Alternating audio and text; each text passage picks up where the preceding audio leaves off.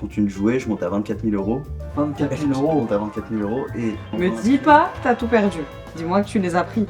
Et donc, Attends, moi je me la je suis...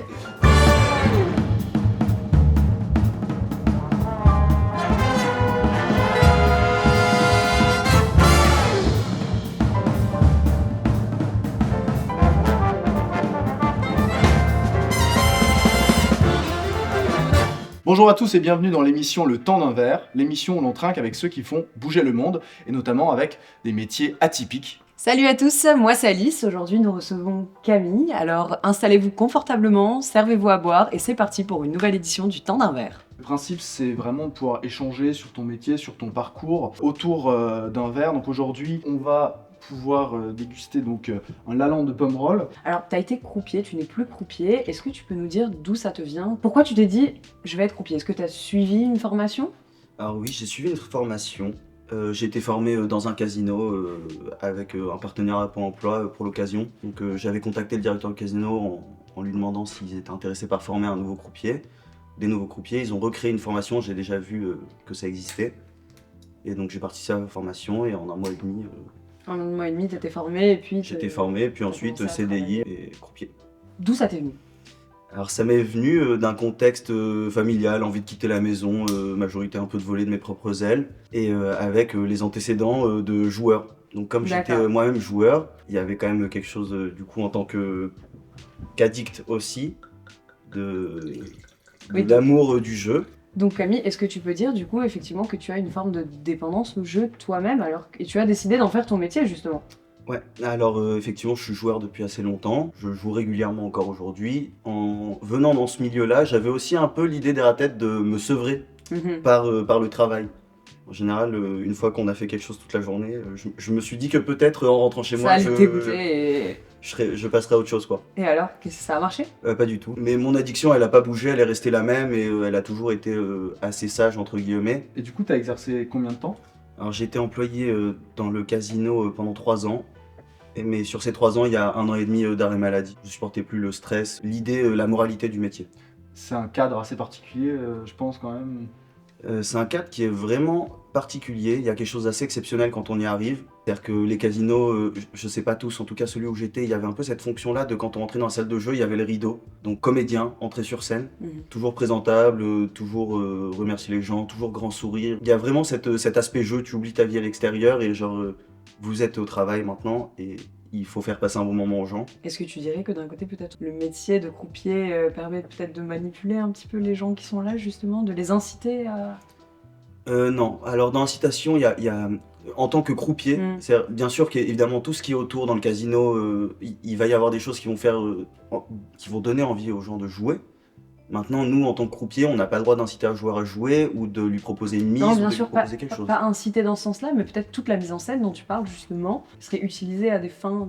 Alors évidemment, c'est se retrouver face à quelqu'un qui paraît sûr de lui, qui doit être poli tout le temps, qui est bien habillé, qui fait des gestes qui sont très maîtrisés, très presque à la fin parfois robotiques. Quelles seraient les compétences que tu dirais qu'il faut avoir pour être croupier de casino? Est-ce qu'il faut être bon en maths? Je pense qu'il faut avoir des capacités de concentration. Alors c'est surtout la concentration. En fait, pour les maths, la capacité de calcul, elle va souvent revenir, une fois qu'on a appris ce qu'il faut savoir, ça va être très régulièrement les mêmes sommes, les mêmes enjeux, les mêmes calculs. Et en fonction de la mise du joueur, on fait le calcul, mais on s'adapte très vite. Il n'y a pas forcément besoin d'être très bon en maths, ça vient avec l'entraînement. Ok. Bon. Santé, hein, Santé. du coup. Santé.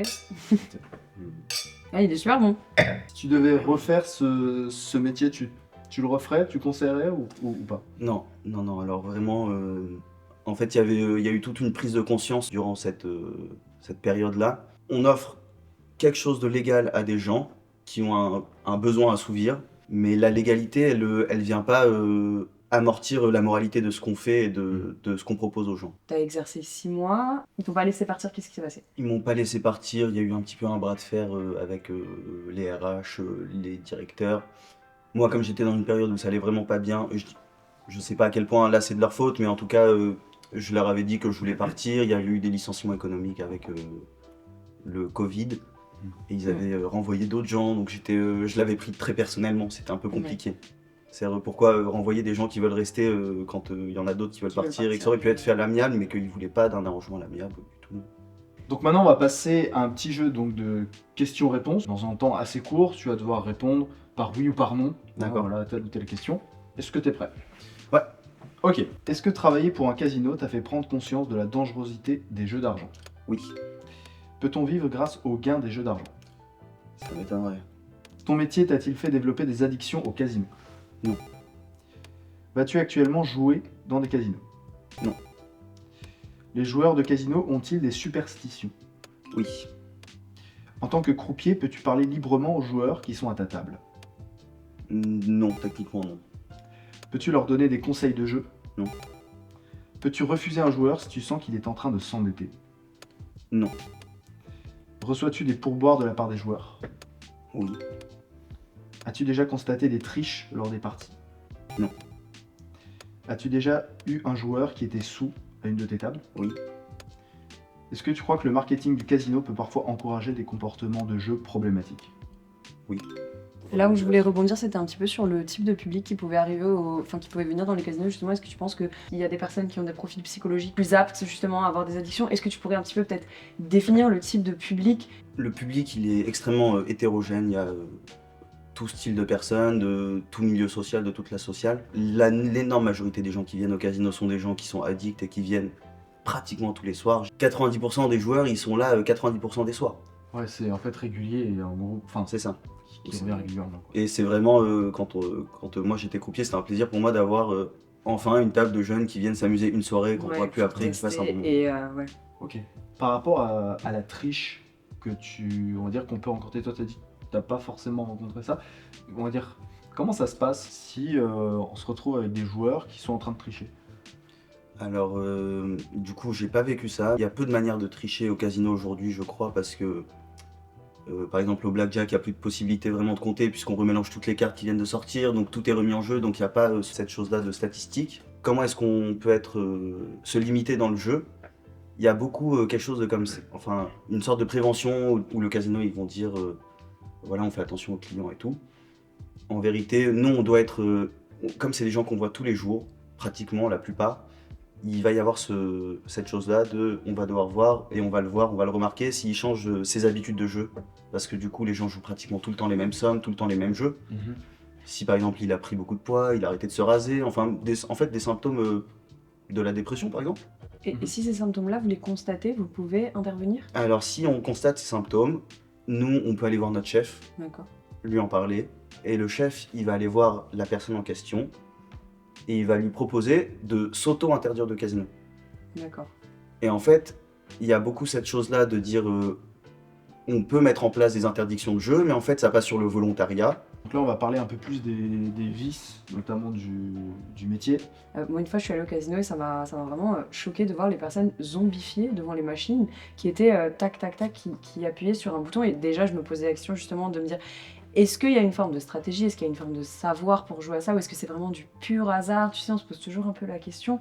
Qu'est-ce que tu ressens face à des personnes que tu vois comme ça, zombifiées face à des écrans? Alors c'est sûr que les personnes qui sont addictes même les gens qui sont pas addicts au casino, on vient avec l'espoir d'avoir cette chance-là de jouer le gros lot, le jackpot. Pour les machines à sous, c'est pas trop mon domaine, mais effectivement, les gens s'attendent à gagner, même s'ils n'ont pas trop de choix. Leur activité va pas changer la donne, vraiment. C'est-à-dire, ils vont appuyer sur un bouton, ça va défiler, ou tirer sur une... J'ai essayé de jouer une fois, j'ai rien compris. J'étais là, j'appuyais bêtement et je me disais, bon, je gagnais 30 Peut-être, si ça sonne dans tous les sens, ça sera super.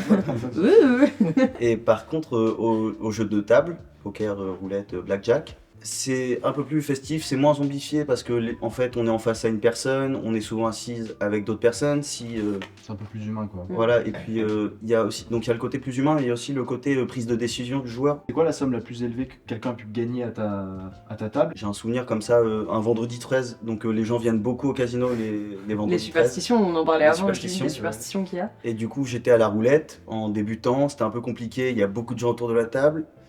Et il y avait un jeune qui avait mis 20 € sur une chance simple à la roulette. Avec 20 €, elle avait fait 900 balles. Moi, j'ai joué quelques fois au casino, bon, assez rapidement, mais plus voilà, dans un délire entre potes, quand j'étais en vacances dans le sud. Et il y a un côté, c'est vrai, on a envie de continuer. Donc, j'ai dû mettre 25 € et à un moment donné dans le jeu, gagner disons 70.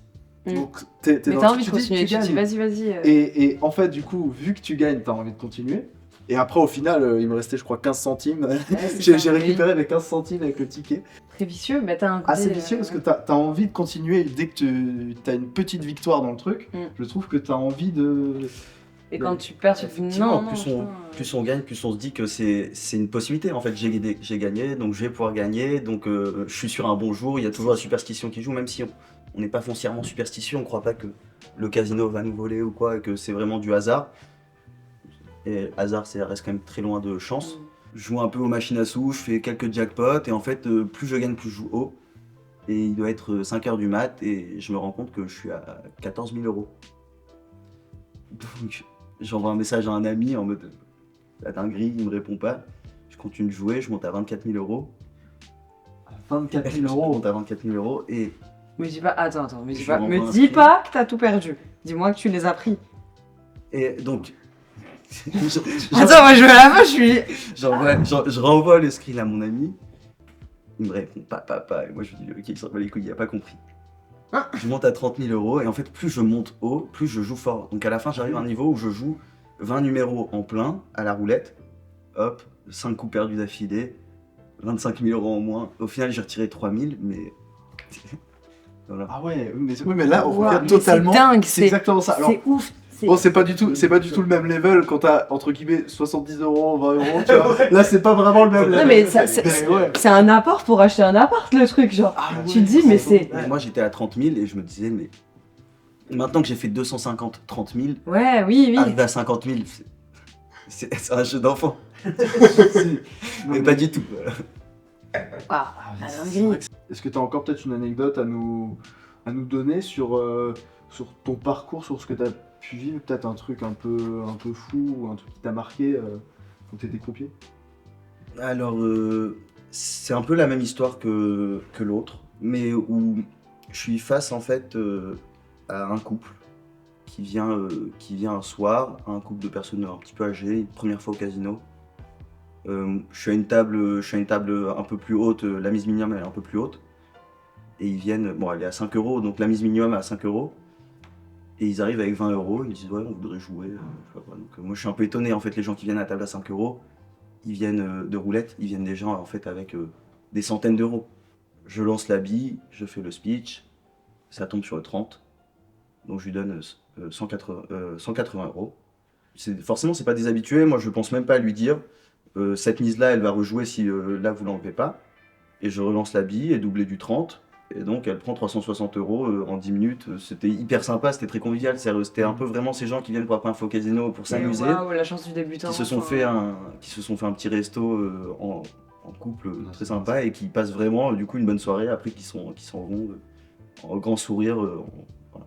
Il y en a beaucoup des comme ça ou c'est rare? Non, c'est assez rare. Ça c'est rare. Ouais. Enfin, des comme ça, des gens qui gagnent 2 fois d'affilée ou des gens qui sont agréables? Agréable. Non, moi je dirais agréable. Est-ce que tu dirais que.